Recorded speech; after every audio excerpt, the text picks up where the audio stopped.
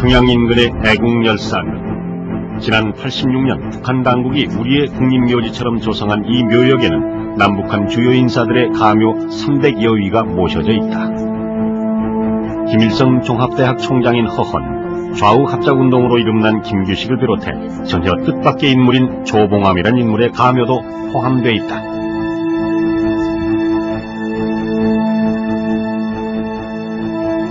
조봉암, 초대 내각 농림부 장관이자 2, 3대 국회 부의장, 그리고 2, 3대 대통령 선거의 대통령 후보. 진보당의 당수였으나 간첩 혐의로 사형을 당했던 인물. 사상전환 안 됐다고 보십니까? 이거 전혀로 안 보라. 주문해야 되는 거, 주문하면 또 갈 수 있어, 저가지고. 그냥 그것이 아닙니다. 농림장관도 하시고, 그러니까 국회의원도 하고, 그런데 뭐가 부족해서 간첩을 했다느냐? 절대로 아닙니다. 내가 간첩이 될 수 없는 거와 마찬가지로 축산도 간첩은 될 수 없는 사람.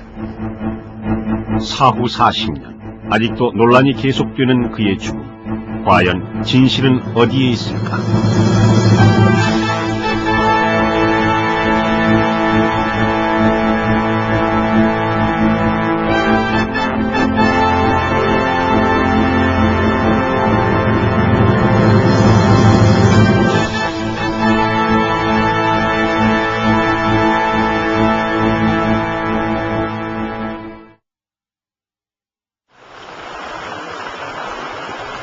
지난 7월 31일 망우리 공동묘지에서는 40번째의 쓸쓸한 추도식이 열렸다.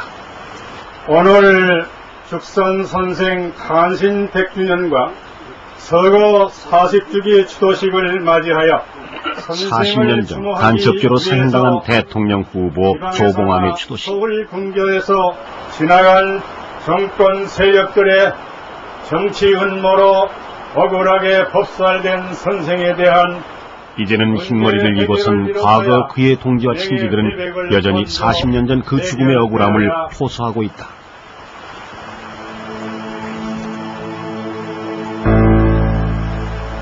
(40년간) 묘비문조차 남길 수 없었던 그의 죽음.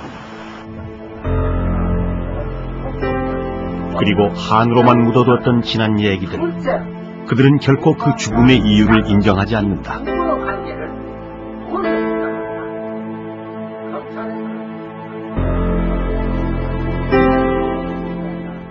간첩이 아니죠. 많이들 말이요. 죽일래니까 검사는 만들었거든.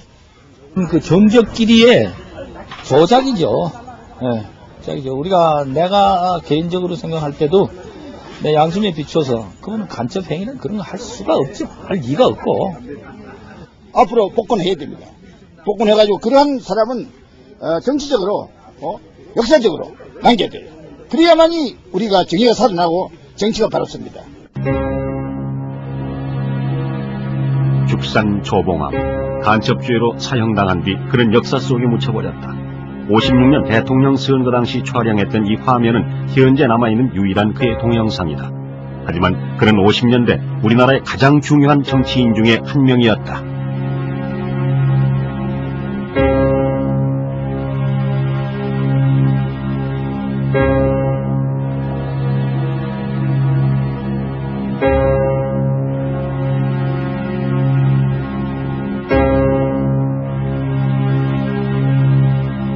단기 사선이 된 81년 8월 15일 대한민국이 완전 독립국가임을 전 세계에 선포하는 경축 행사가 소행되었던 것입니다. 그는 1948년 건국 이후 구성된 초대 내각의 농림부 장관이었다.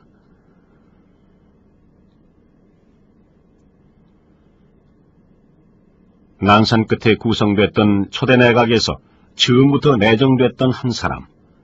일제시대 사회주의 운동가로 이름이 높았기에 그의 입각은 최대의 화제였고 비록 6개월 만에 단명했지만 그는 해방 이후 최대의 과제였던 농지개혁안을 최초로 입안했던 젊은 정치가 그룹의 리더였다.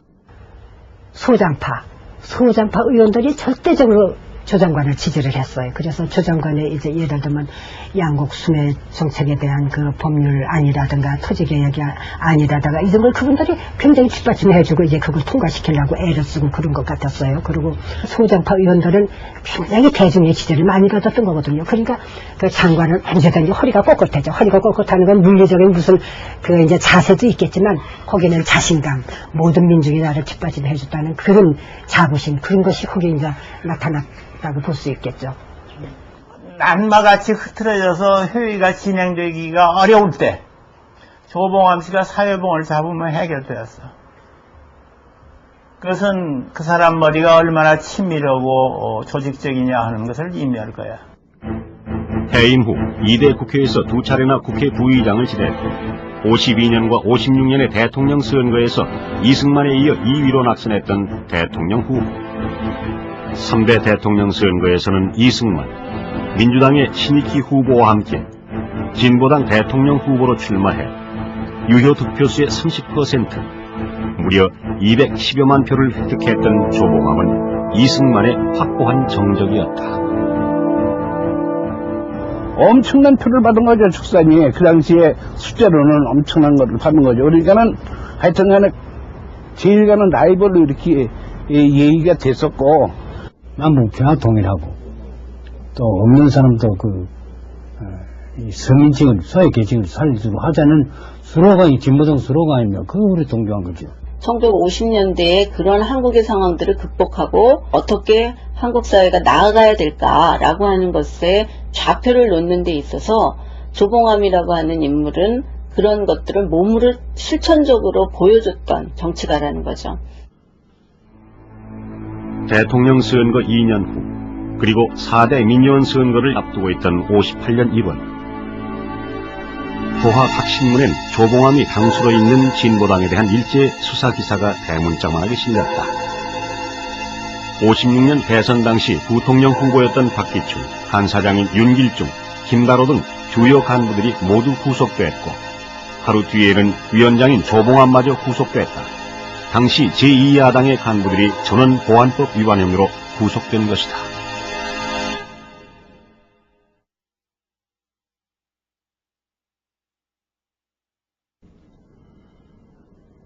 진보당 관계자들에 대한 첫 공판이 열린 것은 그로부터 2달 후인 3월 13일.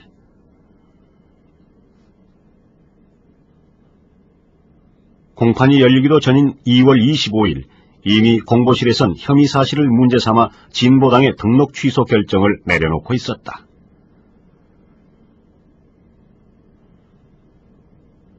사상 유례가 없었던 희대의 정치적 사건에 법정안은 발 디딜 틈도 없이 사람들로 가득 찼다.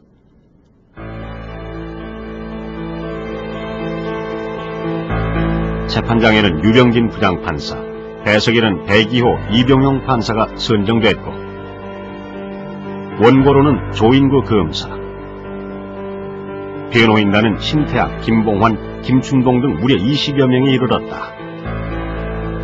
문제는 진보당이 주장했던 평화통일론. 평화통일은 북한 괴뢰가 사용하는 문구인데 진보당에서 평화통일을 운운하는 것은 과연 무슨 의도인가? 진보당의 평화통일론이 보안법 위반이라면 54년 제네바 회담에서 외무장관이 밝힌 평화통일 14개조 방안도 당연히 유죄가 아니오. 피고 조봉암이 주장하는 유엔 감시하에 남북한 총선거는 대한민국을 부인하고 국헌을 위해한 처사요.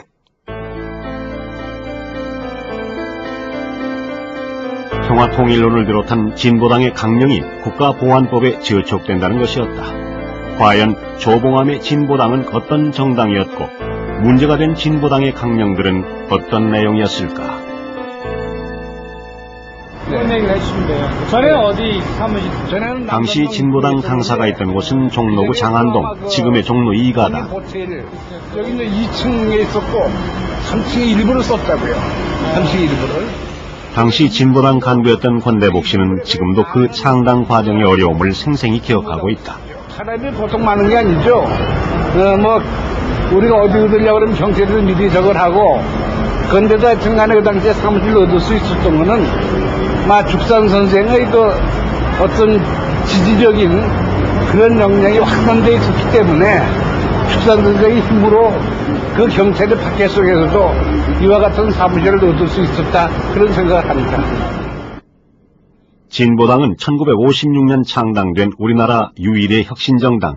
그 색깔은 창당 선언문만 봐도 한눈에 드러난다. 이러한 새 이상과 새 사고방식의 기초 위에서 혁신적인 정치 행동을 하려는 대중의 전의로서 진보당을 조직하는 것입니다. 이런 인류의 새 이상을 파악하고 이론적으로 뭉친 정당은 실현적으로 방범한 근로 대중을 사회적 기반으로 하는 피해 대중의 당이 되는 것이고, 또 그러한 피해 대중의 대중의 전위, 사회민주적 색채가 강했던 진보당의 강령들, 그 중에 하나가 바로 평화통일론이었다.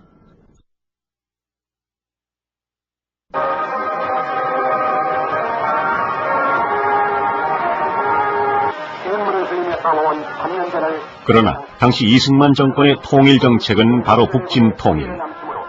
온갖 난관과 희생을 무릅쓰고 그를 성대하게 끝냈습니다.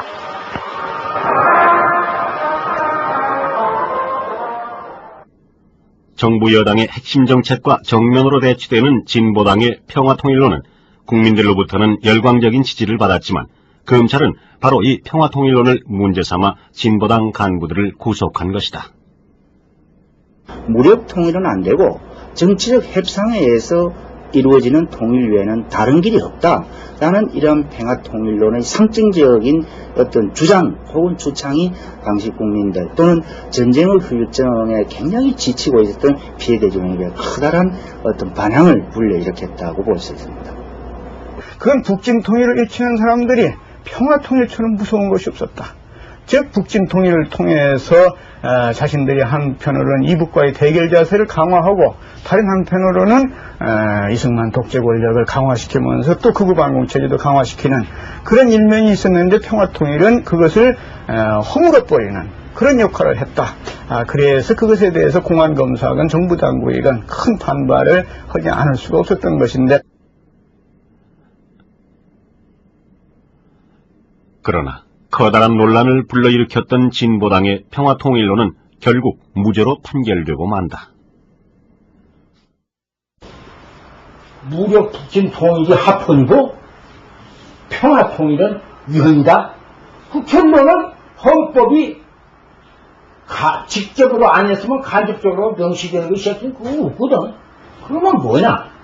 결국 이것은 그때그때 정당을 72비에서 내세우는 태제로서 하는 것이지, 그것이 그 헌법을 뒤집어 엎는 것이 아닌 이상은 평화통일론이라고 해서 위헌이라고 썼다. 집권자의 뒤에 거슬리면 위헌이라 그런 말이 안 되지 않느냐.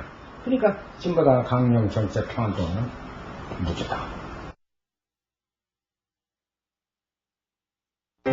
공판이 계속될수록 평화통일론에 대한 국시 위반 논쟁이 힘을 잃어가자 검찰에서 새로운 카드로 제시한 것이 바로 양명산이라는 인물. 진보당 사건 공판정에 양명산이 등장하면서 재판은 새로운 국면으로 접어든다. 북한 당국은 피고 양명산을 통해 조봉암에게 자금을 전달했으며 조봉암은 밀소와 진보당 관계 자료를 북한으로 보내는 등 명백한 간첩 행위를 했습니다. 조봉암이 북한의 간첩인 양명산으로부터 거액의 자금을 받았으며 진보당 관계 서류 등 기밀 서류를 북한 당국에 보내는 등 간첩 행위를 했다는 것이다. 연이어 북한의 자금을 환전해준 달러상과 죽산의 딸 조호정의 자금 수수 사실, 죽산이 옥중에서 양명산에게 은밀히 정보를 전달했다는 쪽지 등 조봉암의 간첩 행위와 관련된 각종 증거들이 제시됐다.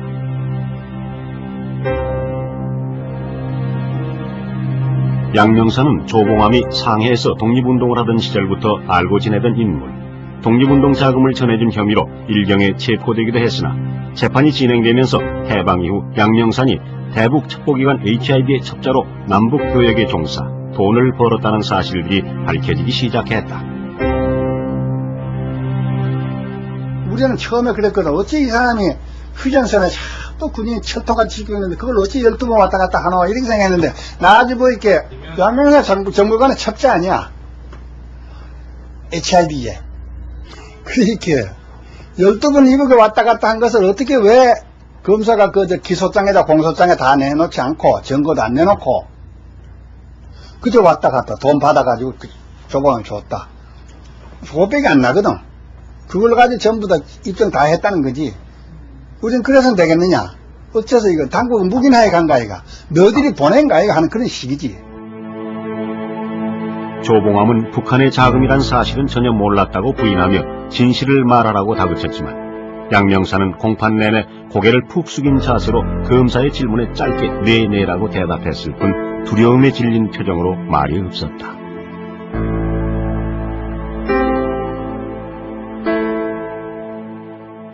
우리 1심 때는요, 팍 땀을 빼면서 검찰 기소 사실을 시인하는 거예요. 그 조봉암 씨가 허허 하는 거죠. 이럴 수가 있나 말이야. 사람이 이럴 수가 있나. 사실 이런 사람이 아니었는데 이 사람이 이번에 이렇게 됐다고. 내가 언제? 당신이 그 돈이 이북에서 보낸 돈이라 소리 언제 했으며 내가 이북에서 보낸 돈이라면 내가 아무리 어려워도 그런 거 받아서 다음 해는 쓰지 않는단 말이야. 변호인단과 검찰 측의 치열한 공방전 끝에 1심 판결이 내려진 것은 58년 7월 2일. 서로 조 피고가 받은 돈이 북한의 자금인 줄 알고 있었더라도 실행하지 않았으므로 죄가 될 수 없다.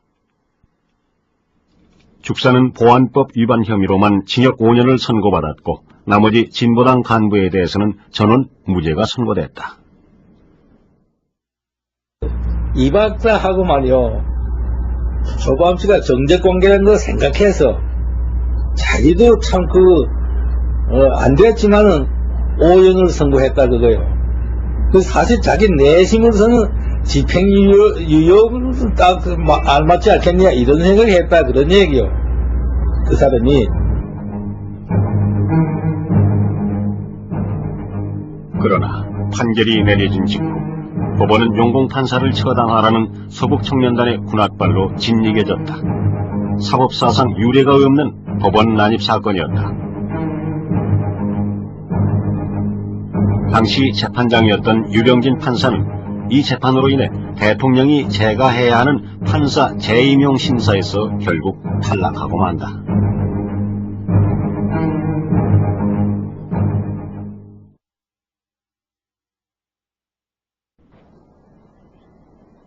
검찰의 항소로 재개된 2심 공판정.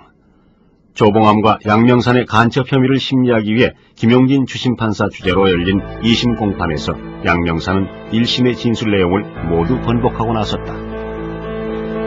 1심의 진술 내용은 모두 특무대의 고문과 협박에 못 이게 하게 된 거짓말이에요.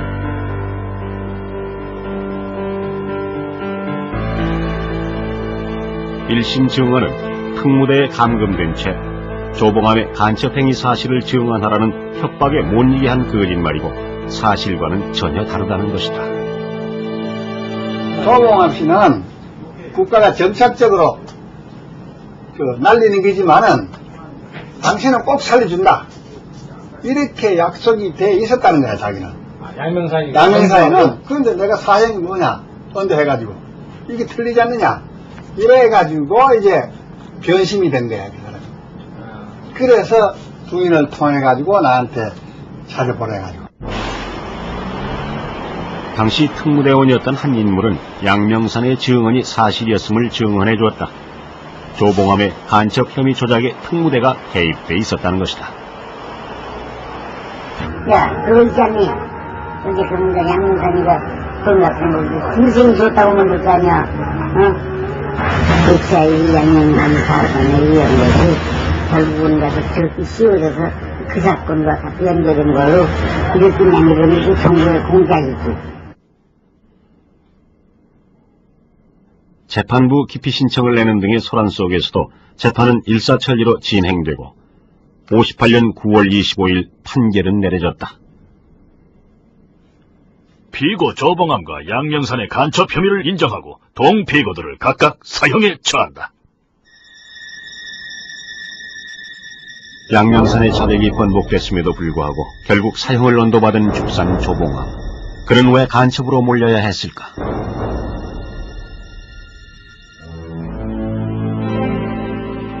그는 우리나라 초기 공산주의 운동의 선구자였다.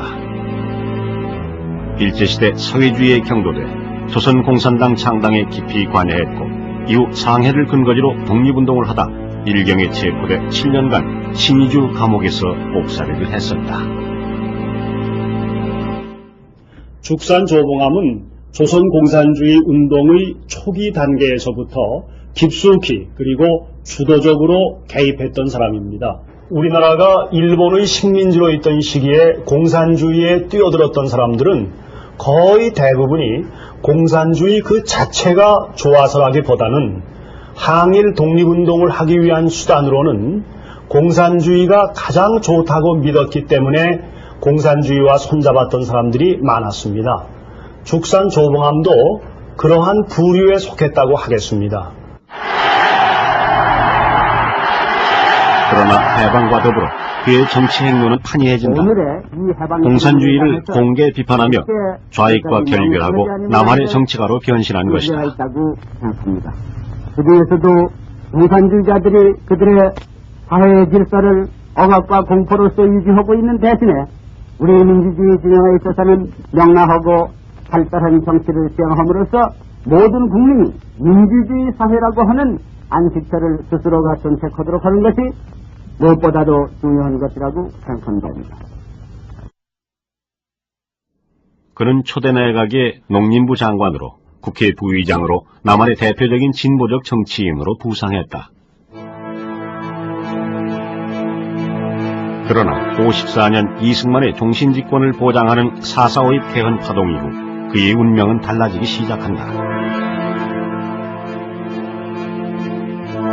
후야당인 민국당의 주류 조병옥, 김성수를 비롯해 민국당 내 가톨릭 계열인 장면, 장택상, 서성일 등과 자유당 원내 소장파인 민관식, 김영삼 등이 신야당 결성에 나섰지만 조봉암은 보수파들의 반대로 참여하지 못하고 혁신정당인 진보당을 창당하게 되는 것이다.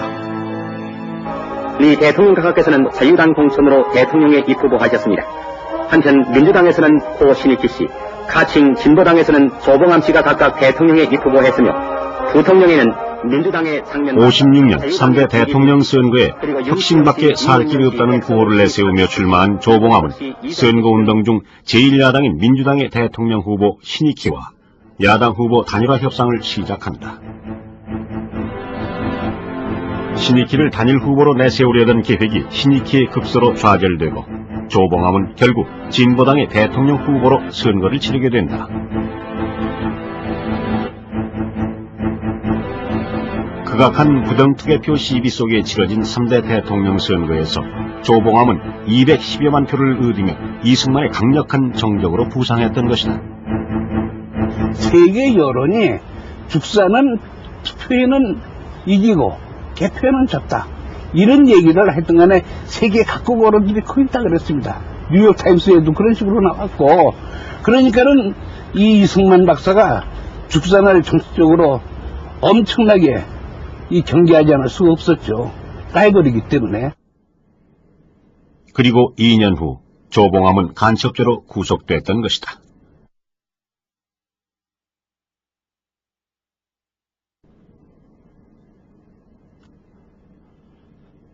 (59년 2월 27일) 한겨울의 날씨에도 마지막 판결을 지켜보려는 방청객들이 줄을 서서 입장을 기다리는 가운데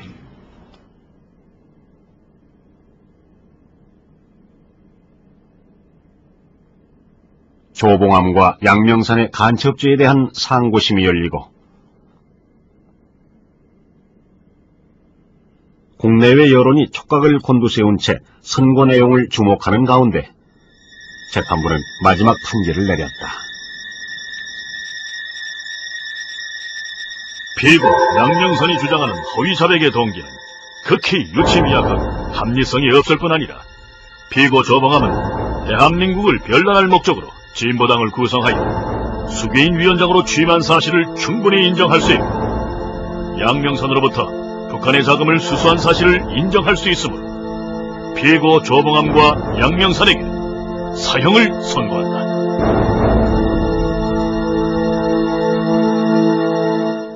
그 수사 기록들을 보더라도 양이섭이 그 육군 특무대에서 신문을 받을 때 자살하기도 했다거나 또는 양이섭이 공판받기 전에 한 1개월 이상을 불법 감금되어 있다거나 이런 걸 모든 걸 고려할 때 양이섭의 그 수사기관에서의 자백 그리고 1심 법정에서의 자백은 인위성이 없다. 헌법과 형사소송법의 그 소송법상의 그 자백, 이른바 자백 배제 법칙에 반하는 그런 자백이 아닌가라고 생각하고 있습니다.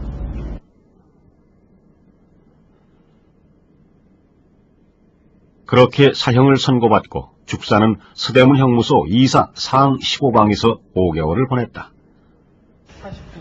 근데 이건 이거 직구통 밥 주는 이미 환갑을 맞은 나이, 사형 언도 후 그는 결코 자신을 위해 구명운동을 하지 말라고 당부했다고 한다.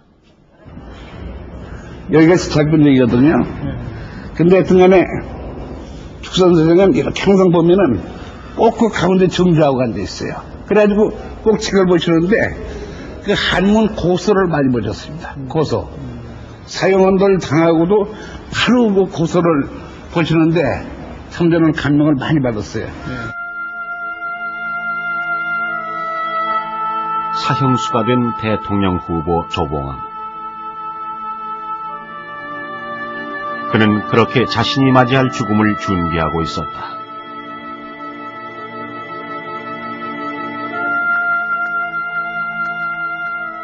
그러나 감옥 밖에서는 눈물겨운 구명운동이 계속됐다. 그의 딸 조호정 씨는 이승만 대통령을 비롯해 이기붕 부통령, 홍진기 내무장관 등 정부 여로에 장문의 탄원서를 보내며 아버지의 억울한 죽음을 막아보려 했다. 홍진기 법무장관하고 그리고 이기붕 씨 부인이 우리 이대 문과과장이니까 그때 학교로 박마리아 선생 만나요. 그래가지고 박마리아 선생한테 근데 워낙에 좀 찬 사람이에요. 찬 사람이. 그런데 더군다나 우리 아버지에 대한 감정은 뭐 별로 좋지 않을 거고. 그런데 그래도 글쎄 제자가 아버지 구명운동을 왔으면 말해도 따뜻하게 해줄 때는데 그렇게 안 해. 난 남자들이 하는 일은 잘 모른다.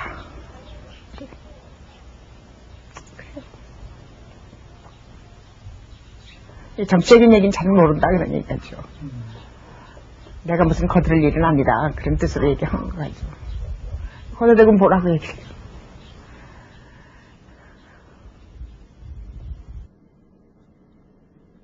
사형언도를 받은 지 5개월 후인 7월 30일 대법원에 낸 죽산 조봉암에 대한 재심 청구는 기각됐다. 오후 3시에 내려진 기각 결정은 5시 25분에야 변호인단에 전달됐다. 재재심 청구서를 넣을 수도 없는 시간, 그리고 이튿날 사형은 집행됐다. 재심 청구 기각을 했으면 그 서로 다 변호인은 다 송달을 하고 거기에 대해서 또 재심 청구 이유가 없어서 기각했다면 다시 또 누락된 거 가지고 다시 또 청구할 수도 있는 거 아닙니까? 그러니까 그런 기회를 전부 다 박탈한 거죠. 그 죽은 사람 입장에서는 최대한 죽을 때까지 말할 수 있는 권리를 줘야죠. 그런 보통 통상의 살인범의 경우에 있어서도 사형 집행을 6개월이나 3년까지 미루고 있는데 이런 아주 그 정치적으로나 뭐 사회적으로나 아주 중요한 그런 사건에 있어서 사형 집행을 확정 판결을 나고 바로 다음 날에 집행한다는 것은 이건 참 법적으로 법률 자체의 그런 규정이 사형 집행을 언제까지 연기해야 된다 그런 내용이 없다 할지라도 이건 기본적인 헌법 정신이나 법의 정신에 어긋난 행동이 아니었는가.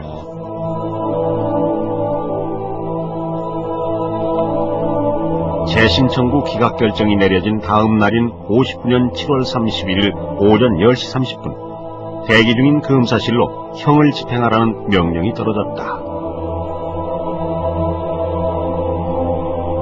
그리고 가족들도 알지 못하는 사이 죽사는 형장의 이슬로 사라졌다.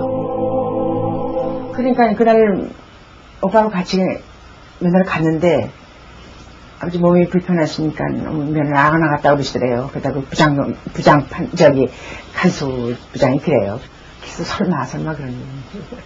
그리고 그게 부결이 됐다고 해도 그렇게 빨리 집행할 줄은 몰랐죠.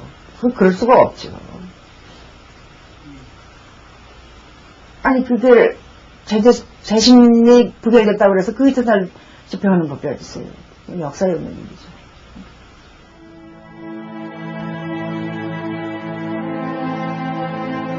이곳에서 죽사는 마지막 말을 남겼다. 나에게 죄가 있다면 많은 사람이 고루 잘 살 수 있는 정치운동을 한 것밖에는 없을 것이오.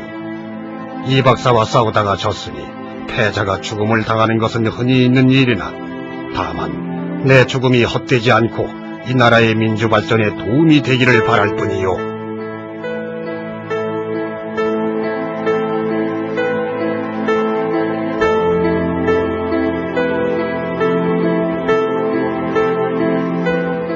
향년 61세, 회갑을 2달 앞두고 죽산 조봉암의 파란만장한 인생은 이렇게 끝이 났다. 1960년 4월 19일, 이승만 정권의 누추한 종말을 불과 8개월 앞둔 때였다.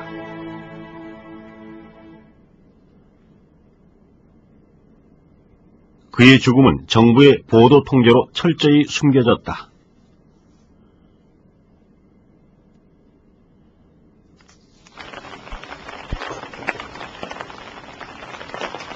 그리고 40년, 간첩으로 죽은 그의 존재는 철저히 역사 속에 묻혀졌다.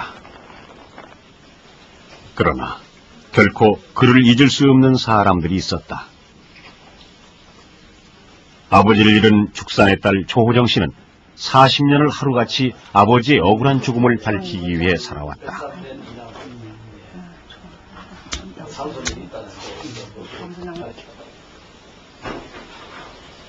그러나 세월이 흘러서도 한 번 간첩으로 죽은 아버지의 이름은 되살아나지 않았다.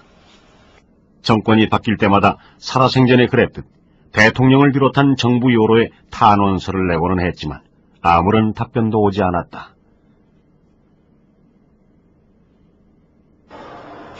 그만큼 우리 사회의 반공 이데올로기는 철저하고 굳건했다.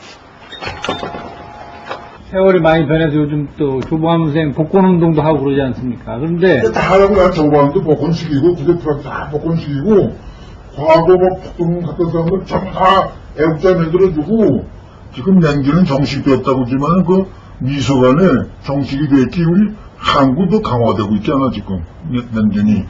조봉암 선생은 전향했지 않았습니까? 이거 전향을 한 거야. 전향해야 되는 거 전행하면 또 갚을 수도 있어, 저 사람은. 그냥 그 행위다. 이거 돈 안 받았어야지, 그 돈은. 이거 돈 받으면 되지, 그걸 갖다가, 전행했다, 그래.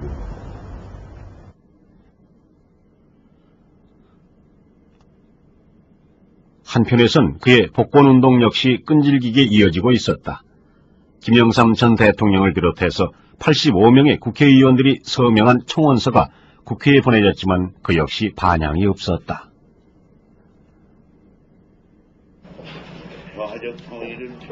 그의 복권운동에 앞장서왔던 전 국회 부의장 윤길중 씨. 진보당 간사장으로 죽산과 함께 구속됐다 무죄 석방됐던 그는 아직도 죽산의 무죄를 주장하고 있다. 그렇다면 과연 죽산을 죽음으로 이끌었던 사람들은 어떤 사람들일까? 국회를 지키고 엄격한 태도를 취해서 남북한의 관계에 존재한 것은 이해라고 봐야 한다. 그런 입장을 취했기 때문에 그는 공산당에 들 수 없고 공산당을 모으는 것은 정치의 업무다. 이렇게 보는 겁니다. 예.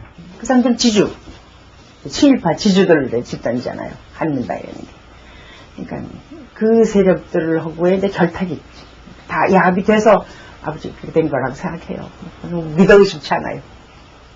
1958년 1월 6일이죠.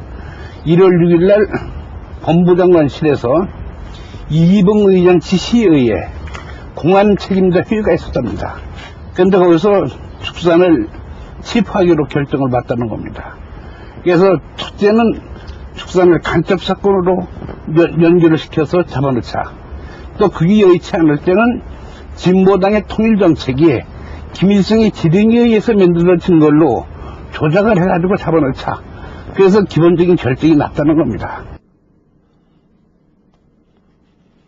결코 입증할 수 없는 주장들. 하지만 그 배경을 추론할 만한 객관적 증거들은 전혀 엉뚱한 곳에 있었다. 미국 국립문서보관소에는 조봉암과 진보당 사건에 대한 상세한 기록이 남아 있었다. 주한미 대사관은 사건 발생 당시부터 사건의 추이를 예의주시하고 있었다.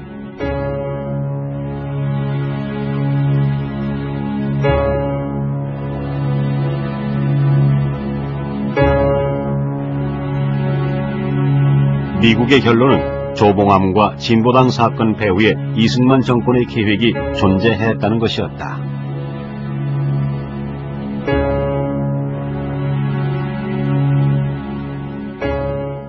I heard from a Korean here in the States later that this Korean had been he'd been a high official in the Korean government even prior to the Japanese. Been one of the few Japanese who was a high prosecutor. And he was a close friend of the judge on the Chobong-am case. And this man, and I can't think of his name, he was an older man, much older than I am, told me, and this is 10 years ago, that the judge told him that Rhee sent word to him, get him executed immediately. No waiting around, because I don't want any stalling. And so the whole thing was moved up and done in such a hurry that nobody had a chance to really realize what was going to happen. 당시의 국무회의 비망록은 그런 주장을 뒷받침하고 있다.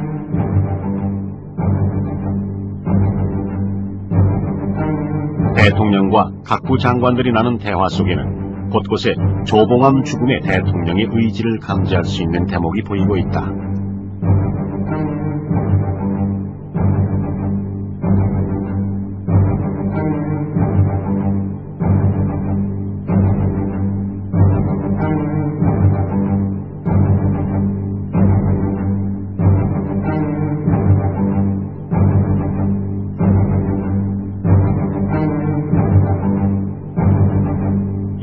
판결 이후 유병진 판사의 질의에도 이 대통령은 헌법을 고쳐서라도라는 표현을 쓸 정도로 강력한 의지를 보였다.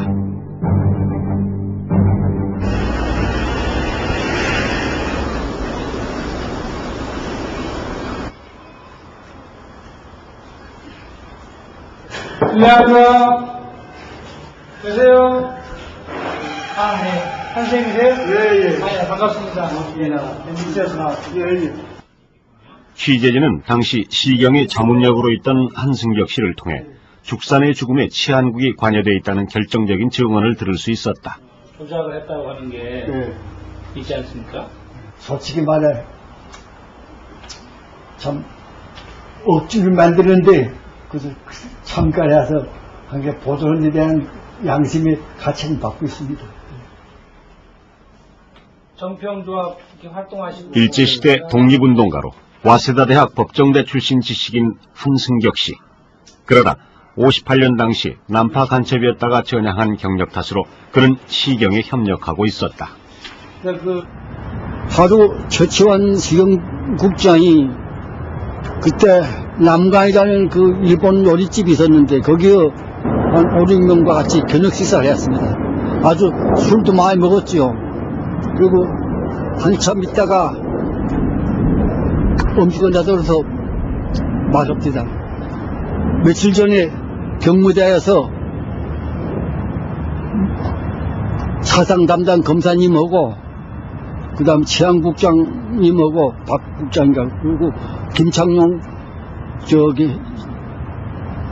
정무대장하고 자기하고 3.15 선거대책 회의가 있었다. 그런데 여러 가지로 분석한 결과 지금 진보당 의랑 두고는 이승만 승리가 대단히 불가능한 일이라고 이렇게 결론 내렸다. 그래서 어떻게든지 시경 치안국대로 또 정무대대로 또 시경장실로도 우리 단체들이 각각 책임지고 어떻게 진보당 당을 말이야 와해말살지를 대책을 연구하지 않고는 말이야 선거를 잘 두고는 도저히 안 된다고 결론 내렸다고 이렇게 말씀하셨습니다. 네. 기본 방향은 조봉암 출신이 그렇기 때문에 공산당을 밀어야 된다. 진보당을. 그래서 국가보안법이겠는가 뭐 대공법이겠는가 위반으로서 잡아야 하는 길밖에 없다. 그의 말처럼 죽사는 보안법 위반 혐의로 체포됐었다. 이 사람이 그 공산당과 관계되는 막스 레닌주의와 관계되는 그런 그 사상적 표현이 많으니 이것은 이 팀 말하면 유한식, 한승격, 최모 등이 조사를 해가지고 철저히 조사 분석해서 제출했다 하고 그렇게 해가지고 우리가 방국법 위반으로서 진보당을 오바해지기자 이렇게 방향되었습니다. 자신의 의지와는 상관없이 당대의 정치적 거목을 죽음으로 몰고 가야 했던 한 지식. 한승격 씨는 이제서야 마음이 홀가분해졌다고 했다. 참 역사가 변하고 사회가 변하고 어쨌든 좀 과거에 이 관계했던 경찰관, 검사, 판사도 다 좀 반성해서 참 진보당이라는 걸 그렇게 한 게 정권이 대통령 한 번 더 해보기 위해서 그 숱한 그 희생을 지겠다는 걸 반성하고 좀 사면의 길을 열어줬으면 좋겠다는 그런 마음만 가지고 오늘 제가 이 자리에 나와서 이런 말씀 드립니다.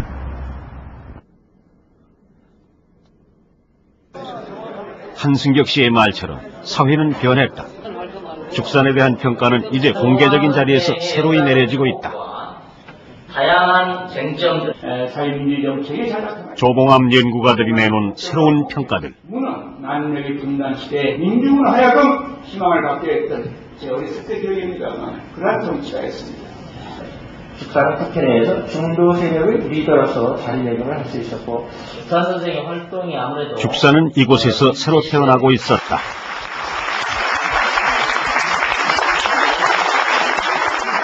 진보당을 탄압하지 않고 그대로 성장하도록 내버려 두었다고 한다면 진보당은 저 서부 유럽에서 볼 수 있는 사회민주주의 정당으로 발전했을 것입니다.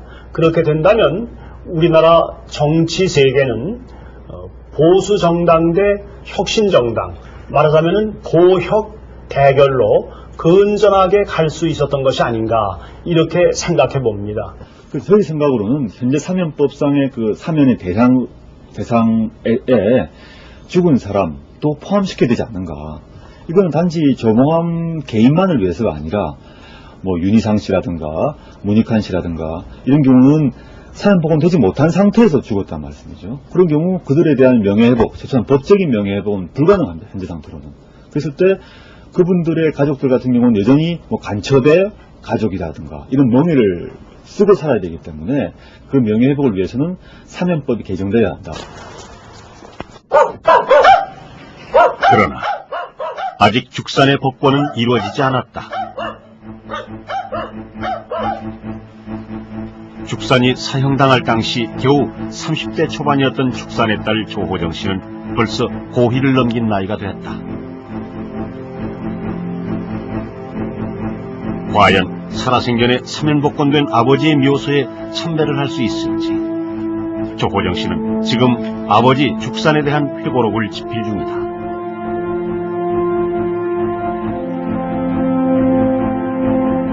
젊어서는 독립운동에 몸을 바쳤고 우리의 파란 많은 근현대사의 고비고비마다 가장 중심에서 그리고 가장 치열하게 살았던 당대의 한 정치가였던 아버지.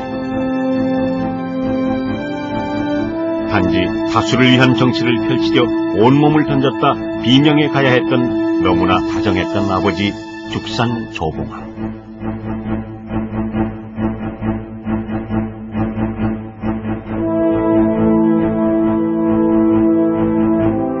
그러나 사후 40년간 비문조차 마련하지 못했던 아버지의 죽음을 기록하려는 것이다. 지금도 단지 옳은 일이기에 목숨 걸고 독립운동을 했다는 묘지성만 있는 비문 없는 묘소에 아버지 죽산의 제대로 된 이름이 새겨질 날을 간절히 기원하면서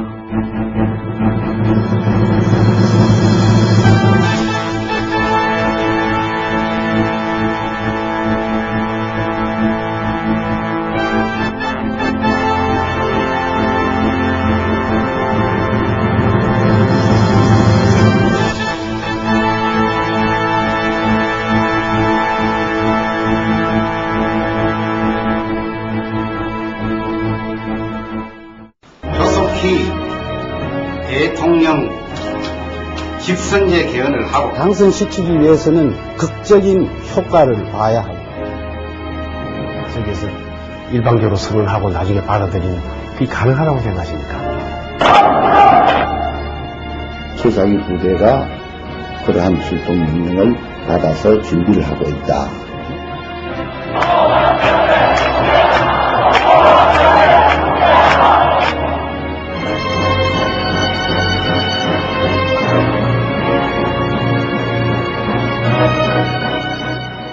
취소 결정을 내려놓고 있었다.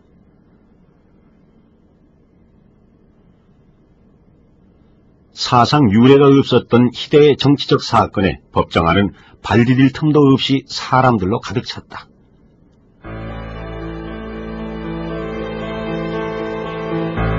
재판장에는 유병진 부장판사, 배석에는 백이호, 이병용 판사가 선정됐고 원고로는 조인구 검사, 변호인단은 신태학, 김봉환, 김춘동 등 무려 20여 명에 이르렀다.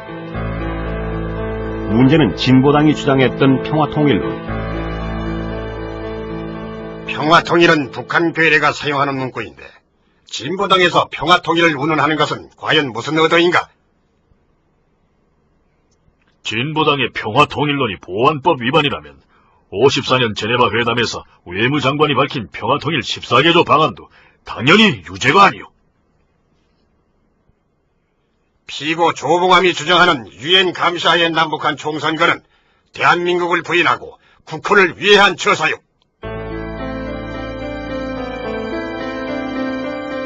평화통일론을 비롯한 진보당의 강령이 국가보안법에 저촉된다는 것이었다. 과연 조봉암의 진보당은 어떤 정당이었고 문제가 된 진보당의 강령들은 어떤 내용이었을까? 그런 얘기를 해주시면 돼요. 전에 어디 사무실? 전에는 당시 진보당 당사가 있던 곳은 종로구 장안동, 지금의 종로 2가다. 호텔 여기는 2층에 있었고 3층에 일부를 썼다고요. 3층 일부를. 당시 진보당 간부였던 권대복 씨는 지금도 그 창당 과정의 어려움을 생생히 기억하고 있다. 사람이 보통 많은 게 아니죠. 우리가 어디 얻으려고 그러면 경찰에서 미리 저걸 하고, 그런데도 하여튼 간에 그 당시에 사무실을 얻을 수 있었던 거는, 죽산 선생의 그 어떤 지지적인 그런 역량이 확산되어 있었기 때문에, 죽산 선생의 힘으로 그 경찰의 박해 속에서도 이와 같은 사무실을 얻을 수 있었다. 그런 생각을 합니다. 진보당은 1956년 창당된 우리나라 유일의 혁신정당. 그 색깔은 창당 선언문만 봐도 한눈에 드러난다. 이러한 새 이상과 새 사고방식의 기초 위에서 혁신적인 정치 행동을 하려는 대중의 전의로서 진보당을 조직하는 것입니다. 이런 인류의 새 이상을 바꾸고 이론적으로 뭉친 정당은 실현적으로 방범한 근로대중을 사회적 기반으로 하는 피해대중의 당이 되는 것이고 또 그러한 피해대중의 전위, 사회민주적 색채가 강했던 진보당의 강령들, 그 중에 하나가 바로 평화통일론이었다.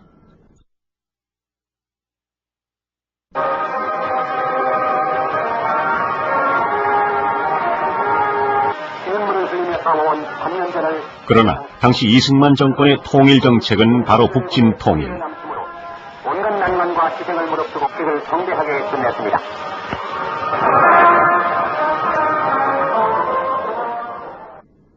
정부 여당의 핵심 정책과 정면으로 대치되는 진보당의 평화통일론은 국민들로부터는 열광적인 지지를 받았지만 검찰은 바로 이 평화통일론을 문제 삼아 진보당 간부들을 구속한 것이다. 무력 통일은 안 되고 정치적 협상에 의해서 이루어지는 통일 외에는 다른 길이 없다라는 이런 평화통일론의 상징적인 어떤 주장 혹은 주창이 당시 국민들 또는 전쟁의 후유증에 굉장히 지치고 있었던 피해대중에게 커다란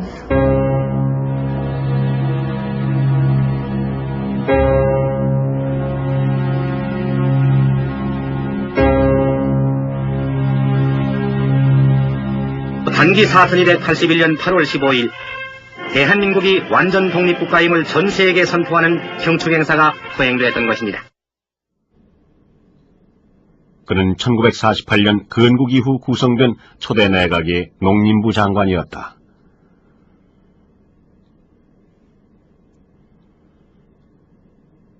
난산 끝에 구성됐던 초대 내각에서 처음부터 내정됐던 한 사람, 일제시대 사회주의 운동가로 이름이 높았기에 그의 입각은 최대 화제였고 비록 6개월 만에 단명했지만 그는 해방 이후 최대 과제였던 농지개혁안을 최초로 입안했던 젊은 정치가 그룹의 리더였다.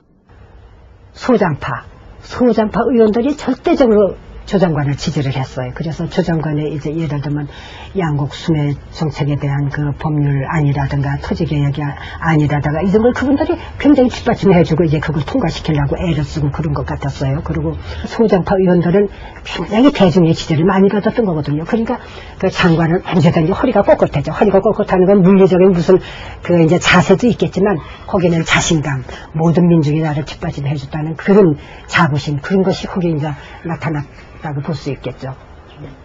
난마같이 흐트러져서 회의가 진행되기가 어려울 때 조봉암 씨가 사회봉을 잡으면 해결되었어.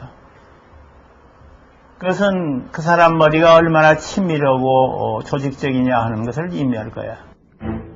해임 후 2대 국회에서 2차례나 국회 부의장을 지냈고 52년과 56년의 대통령 선거에서 이승만에 이어 2위로 낙선했던 대통령 후보.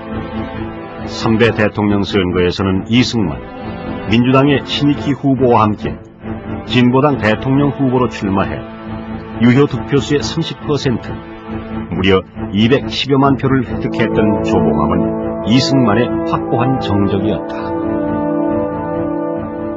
엄청난 표를 받은 거죠, 축산이. 그 당시에 숫자로는 엄청난 거를 받은 거죠. 그러니까는 하여튼 간에 제일 가는 라이벌로 이렇게 얘기가 됐었고, 남북평화 통일하고 또 없는 사람도 이 서민층을, 소외계층을 살리도록 하자는 스로건이 진보당 스로건이며 그걸 우리 동조한 거죠. 1950년대에 그런 한국의 상황들을 극복하고 어떻게 한국 사회가 나아가야 될까라고 하는 것에 좌표를 놓는 데 있어서 조봉암이라고 하는 인물은 그런 것들을 몸으로 실천적으로 보여줬던 정치가라는 거죠. 대통령 선거 2년 후, 그리고 4대 민의원 선거를 앞두고 있던 58년 1월, 포화 각 신문엔 조봉암이 당수로 있는 진보당에 대한 일제 수사 기사가 대문짝만하게 실렸다. 56년 대선 당시 부통령 후보였던 박기출, 간사장인 윤길중, 김다로 등 주요 간부들이 모두 구속됐고 하루 뒤에는 위원장인 조봉암마저 구속됐다. 당시 제2야당의 간부들이 전원보안법 위반 혐의로 구속된 것이다.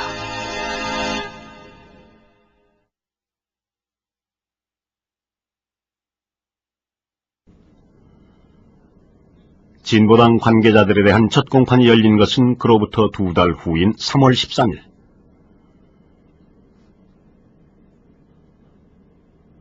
공판이 열리기도 전인 2월 25일, 이미 공보실에선 혐의 사실을 문제 삼아 진보당에 등록. 우리 1심 때는요, 팍 찌어 땀을 빼면서 검찰 기소 사실을 시인하는 거예요. 그 조봉암 씨가 허허 하는 거죠. 이럴 수가 있나 말이야. 사람이 이럴 수가 있나. 사실 이런 사람이 아니었는데도 이 사람이 이번에 이렇게 됐다고. 내가 언제? 당신이 그 돈이 이북에서 보낸 돈이라서 언제 했으며, 내가 이북에서 보낸 돈이라면 내가 아무리 어려워도 그런 거 받아서 다음 하는 쓰지 않는단 말이야.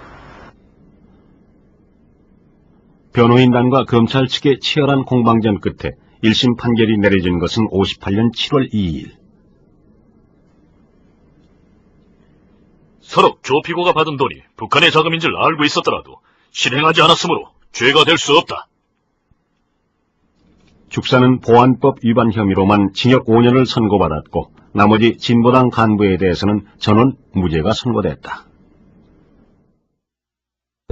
이 박사하고 말이요, 조봉암 씨가 정적관계라는 걸 생각해서 자기도 참 안 됐지만은 5년을 선고했다 그거요. 그 사실 자기 내심으로서는 집행유예를 딱 알맞지 않겠냐 이런 생각을 했다 그런 얘기요. 그 사람이 그러나 판결이 내려진 직후 법원은 용공판사를 처단하라는 서북청년단의 군홧발로 진리게졌다. 사법사상 유례가 없는 법원 난입 사건이었다.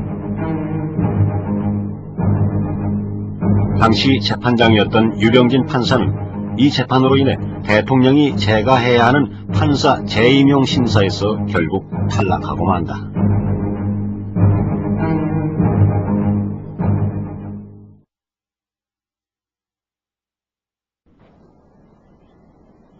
검찰의 항소로 재개된 2심 공판정. 조봉암과 양명산의 간첩 혐의를 심리하기 위해 김용진 주심판사 주재로 열린 2심 공판에서 양명산은 1심의 진술 내용을 모두 번복하고 나섰다. 1심의 진술 내용은 모두 특무대의 고문과 협박에 못이게 하게 된 거짓말이다.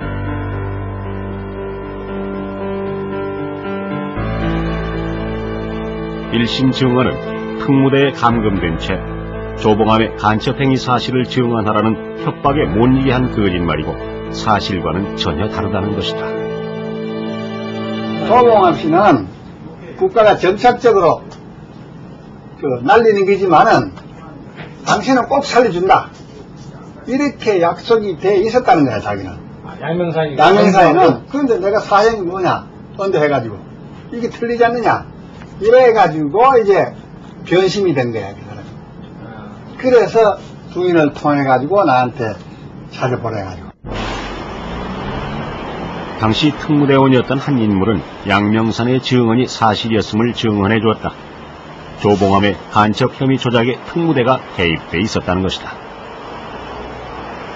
야, 그거 있잖니. 이제 그 문제 양명산이가 그런 것 같은 거 인생이 좋다고 만들 거 아니야. 어? 그치야 이 양명산이 사건에 의한 거지. 결국은 가서 그렇게 씌워져서 그 사건과 같이 연결된 걸로 이렇게 남기려면 그 정부의 공작이지.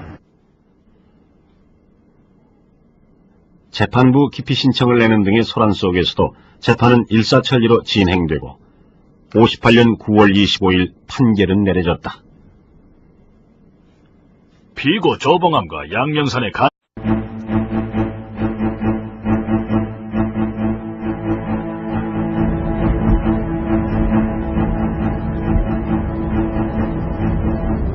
평양 인근의 애국열산. 지난 86년 북한 당국이 우리의 국립묘지처럼 조성한 이 묘역에는 남북한 주요 인사들의 가묘 300여 위가 모셔져 있다.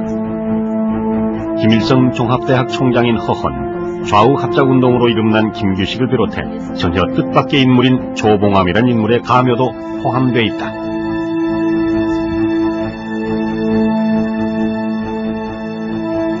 조봉암, 초대 내각 농림부 장관이자 2, 3대 국회 부의장, 그리고 2, 3대 대통령 선거의 대통령 후보. 진보당의 당수였으나 간첩 혐의로 사형을 당했던 인물. 사상자는 안 됐다고 보십니까? 이거 전혀도 안 되나. 주문해야 되는 거, 주문하면 또 있어, 저가지고. 그냥 그 행위가.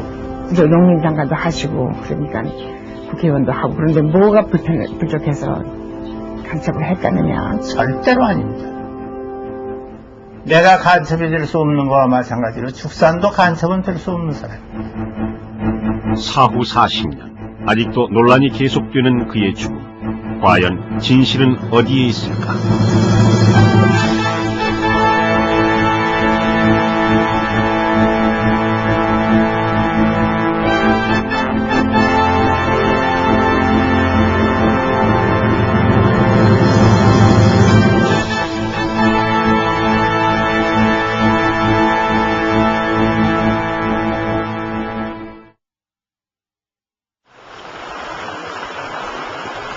지난 7월 31일 망우리 공동묘지에서는 40번째의 쓸쓸한 추도식이 열렸다.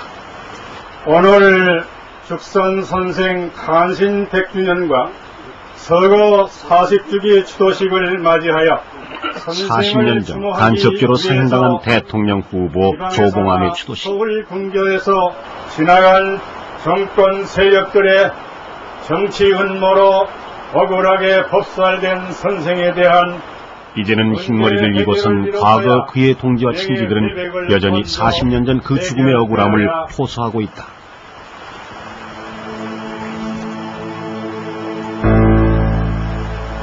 (40년간) 묘비문조차 남길 수 없었던 그의 죽음. 그리고 한으로만 묻어뒀던 지난 얘기들. 그들은 결코 그 죽음의 이유를 인정하지 않는다.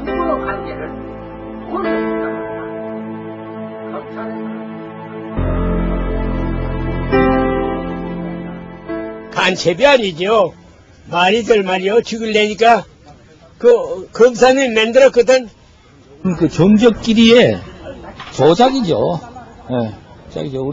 내가 개인적으로 생각할 때도 내 양심에 비춰서 그거는 간첩 행위는 그런 거 할 수가 없죠. 할 리가 없고. 앞으로 복권해야 됩니다. 복권해가지고 그러한 사람은 정치적으로 역사적으로 남겨야 돼요. 그래야만이 우리가 정의가 살아나고 정치가 바롭습니다. 죽산 조봉암, 간첩죄로 사형당한 뒤 그는 역사 속에 묻혀버렸다. 56년 대통령 선거 당시 촬영했던 이 화면은 현재 남아있는 유일한 그의 동영상이다. 하지만 그는 50년대 우리나라의 가장 중요한 정치인 중에 한 명이었다.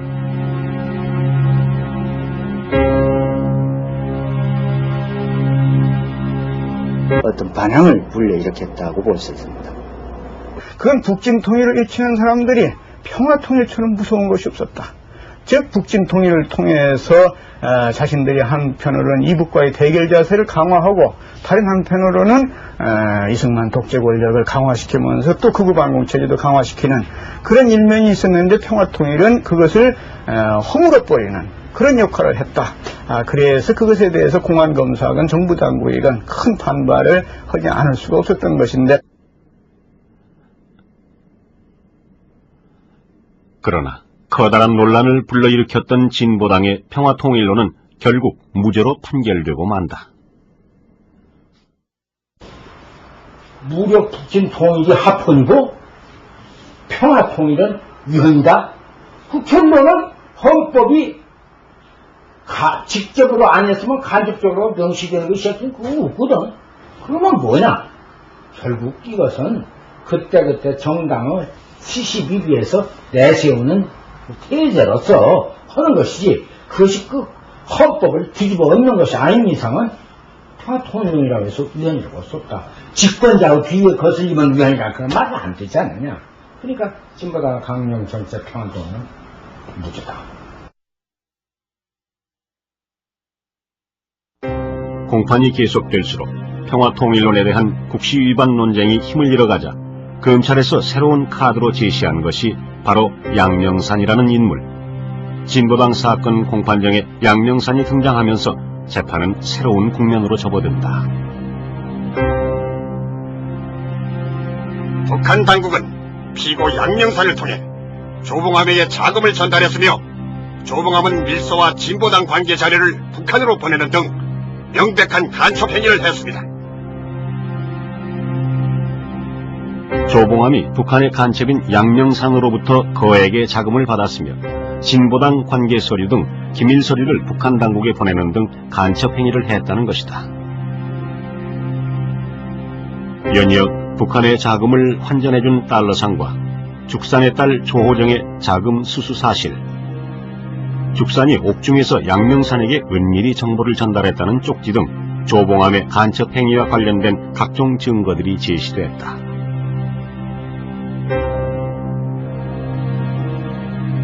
양명산은 조봉암이 상해에서 독립운동을 하던 시절부터 알고 지내던 인물, 독립운동 자금을 전해준 혐의로 일경에 체포되기도 했으나 재판이 진행되면서 해방 이후 양명산이 대북 첩보기관 HIB의 첩자로 남북교역에 종사, 돈을 벌었다는 사실들이 밝혀지기 시작했다. 우리는 처음에 그랬거든. 어찌 이 사람이 휴전선에 또 군인이 철통같이 지켰는데 그걸 어찌 12번 왔다 갔다 하노 이렇게 생각했는데, 나중에 보니까 양명산 정부관의 첩자 아니야. HIB에. 그러니까 12번 이렇게 왔다 갔다 한 것을 어떻게 왜 검사가 기소장에다 공소장에 다 내놓지 않고 증거도 안 내놓고 그저 왔다 갔다 돈 받아가지고 조봉을 줬다. 500이 안 나거든. 그걸 가지고 전부 다 입증 다 했다는 거지. 우린 그래서는 되겠느냐. 어째서 이거 당국은 묵인하에 간가 아이가. 너희들이 보낸가 아이가 하는 그런 식이지. 조봉암은 북한의 자금이란 사실은 전혀 몰랐다고 부인하며 진실을 말하라고 다그쳤지만 양명사는 공판 내내 고개를 푹 숙인 자세로 검사의 질문에 짧게 네네라고 대답했을 뿐 두려움에 질린 표정으로 말이 없었다.